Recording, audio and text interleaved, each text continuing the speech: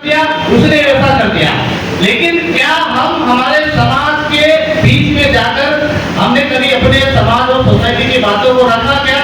इस बारे में हमको बात करना चाहिए था। लेकिन आज तक मुझे ऐसा कभी महसूस नहीं हुआ कि कोई मेरे समाज का पढ़ा लिखा या मेरे समाज का कलेक्टर आके हमारे समाज और सोसाइटी के विस्तार के बारे में, हमारे समाज और सोसाइटी में जो हो रहे अत्याचार शोषण के खिलाफ कैसे हमको बुलंद आवाज करना है, इस बारे में आज तक किसी ने नहीं सुना है। आज हमको देखने में मिलता है, जब हम टाइम उठा के देखते हैं तो मुझे बड़ा आश्चर्य होता है कि मेरे समाज के लोग कलेक्टर भी बने हैं, अपर कलेक्टर भी बने हैं, बहुत सारे बड़े बड़े पद पर बैठे हैं। लेकिन जब समाज की तरफ रूप लेते हैं तो बड़ा आश्चर्य होता है कि आज भी मेरा समाज वैसा का वैसा ही है। आज सरकार की विभिन्न योजनाओं का लाभ तो मेरे समाज को मिला, लेकिन समाज को कैसे आगे ले जाना है इसके बारे में आपको कोई नहीं बताता। और वही कंडीशन आज हमारे समाज और सोसाइटी के है कि आज हम जैसे युवा इतने पढ़े लिखे होने के बाद में भी सबसे ज्यादा अगर बेरोजगारी के आलम में जो गुजर रहे हैं तो हमारे भील समाज के लोग और भील समाज के बच्चे। इसका मेन रीजन है कि हमारी सभ्यता, संस्कृति, हमारी शिक्षा धीरे धीरे सब खत्म हो गई है।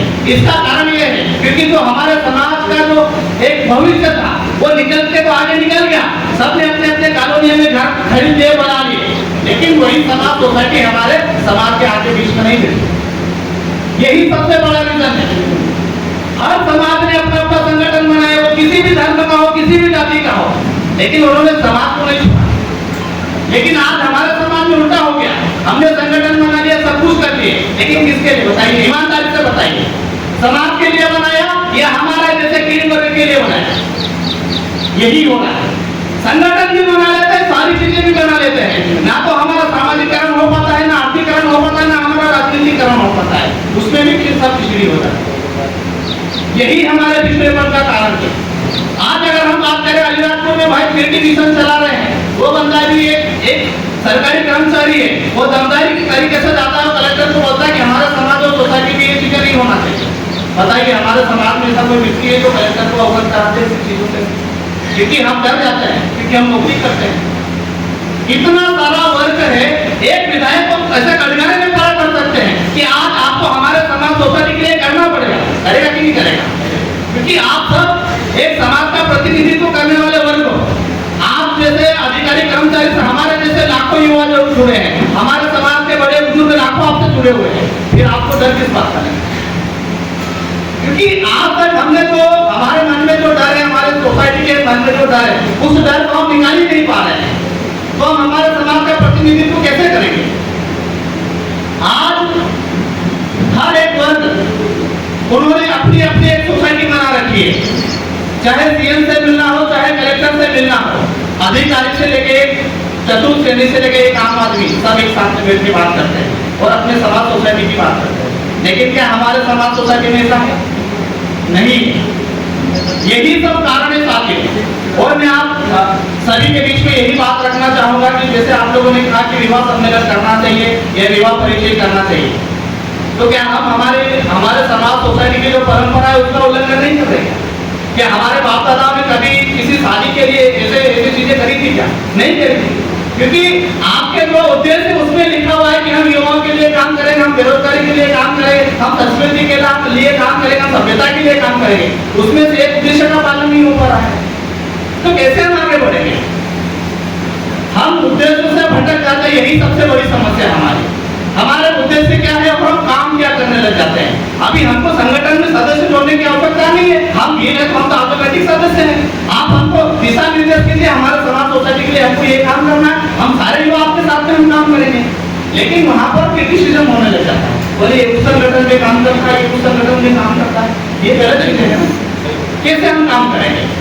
आज मैं बताऊं, मेरे बड़े भैया अगर नहीं होते तो क्या मैं यहाँ बात कर पाता क्या? आज हमारे पे दबाव ये है कि आप इतने पढ़े लिखे हो, आपको पहली प्राथमिकता तो नौकरी पे देना चाहिए, आपको उधर आपका करियर तलाशना चाहिए। क्यों मैं सरपंच नहीं बन सकता, मैं प्रतिनिधि नहीं बन सकता क्या, मैं पंच नहीं बन सकता क्या? ये भी तो रोजगार का अवसर है ना, ये भी एक रोजगार का अवसर है, लेकिन इससे हमें कोई प्रेरित नहीं करता।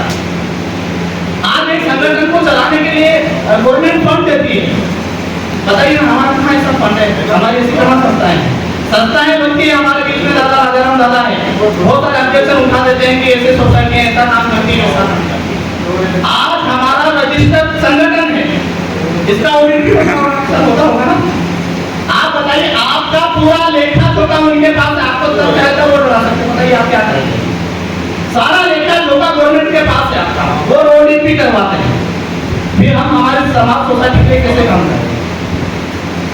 इसके लिए सबसे बेहतर ये तरीका है, मैं हमारे बड़े सीनियर और सभी सिटीजन से मैं निवेदन करना चाहूंगा कि हम केडर बेस पे काम करें।